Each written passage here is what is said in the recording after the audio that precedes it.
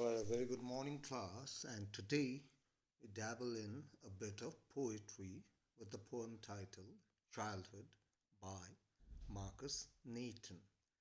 Now, this poem is a very interesting poem about lost childhood, where our poet is trying to find when was it exactly that the poet's childhood was lost. And the poet comes up with a number of explanations. He puts forward a number of theories in each and every paragraph that you see in this poem and tries to find an answer that satisfies, but then fails to come up with one. Wherein you will see that in the first three paras, the poet talks about when did my childhood go, when did my childhood go, which in the last paragraph changes to where did my childhood go. Right now, this is a pretty simple poem about, once again, lost childhood, where our poet is trying to find how does one lose one's childhood. Now, to us, it's a very simple thing, right? We are born, we become toddlers, we become kids, we enjoy our childhood, and then we grow up. But in the process of growing up, the poet is surprised to find that the childhood ceases to exist and the poet has no idea where does it actually go. So with that in mind, let's just go through the poem once. Childhood by Marcus Nathan. When did my childhood go? Was it the day I ceased to be 11? Was it the time I realized that hell and heaven could not be found in geography and therefore could not be? Was that the day? When did my childhood go? Was it the time I realized that adults were not all they seemed to be? They talked of love and preached of love, but did not act so lovingly. Was that the day? When did my childhood go? Was it when I found out my mind was really mine to use whichever way I choose, producing thoughts that were not those of other people, but of my own and mine alone? Was that the day? Where did my childhood go? It went to some forgotten place that's hidden in an infant's face. That's all I know.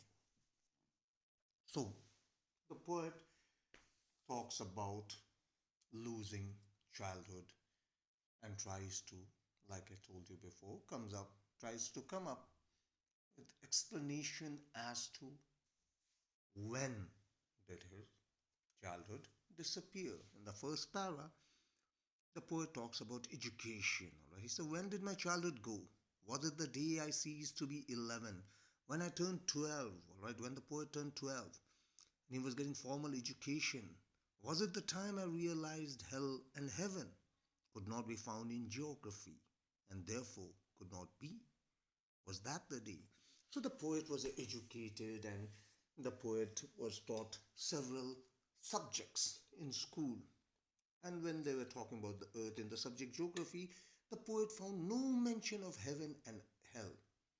The people talked about heaven and hell, the good, you do good, you'll go to heaven, you do bad, you'll go to hell. But then there was no proof which actually showed that a place called hell or a place called heaven existed.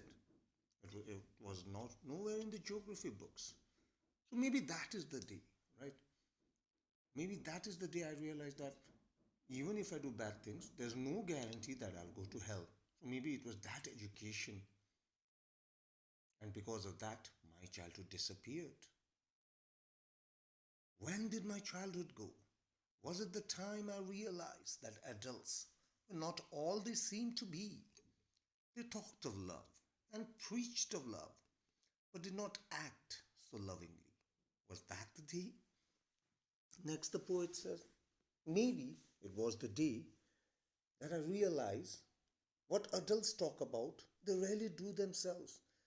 They talk about love, they talk about kindness, they talk about helping each other, but when it is actually time to do so, they don't do it. They are hypocrites.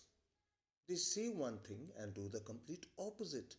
So maybe it was when I realized that maybe that was the time my childhood disappeared. Following the third para, when did my childhood go? Was it when I found my mind was really mine to use whichever way I choose, producing thoughts that were not those of other people, but my own and mine alone? Was that the day?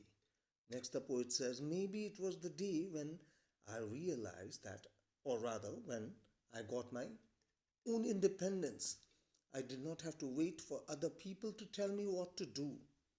I did not have to wait for other people, and I could act on my own. I was the master of my own destiny. I could take my own decisions. Maybe that was the day that my childhood actually disappeared. Then in the last para, the when changes to where did my childhood go? It went to some forgotten place. That's all I know. So now the poet has given up trying to find out when did his childhood go, right? Here the poet tries to find out where his childhood has gone, not when, but where. He remorses about it. He consoles his inner self that maybe his childhood has gone to some unknown place where it could not be brought back. The poet remembers and cherishes the lost innocence. The type of innocence is scarce and can only be found in a child's face, is what he says. He fears that his childhood's memories may fade away quickly, for the poet firmly believes that childhood innocence remains until the infant stage. That's all he has to say about it at the end, and thus ends his poem. All right. Now, as you can see, it's a rather simple poem wherein the poet talks about lost childhood, and he finally consoles himself with the answer that his childhood is lost in an infant's face. All right, when you are innocent, as long as you are innocent, your childhood is with you. The moment you cease to be innocent and turn corrupt, in more ways than one, all right, childhood disappears, which says that this talks a lot about us as humans. As we grow up, we learn the way of the world to survive, survival of the fittest, and the realization makes your childhood go away, and only memories remain in the end. All right. So with this, we end this poem, Childhood by Marcus Nathan. Following classes, I'll be sending you the summary along with the assignment for the same.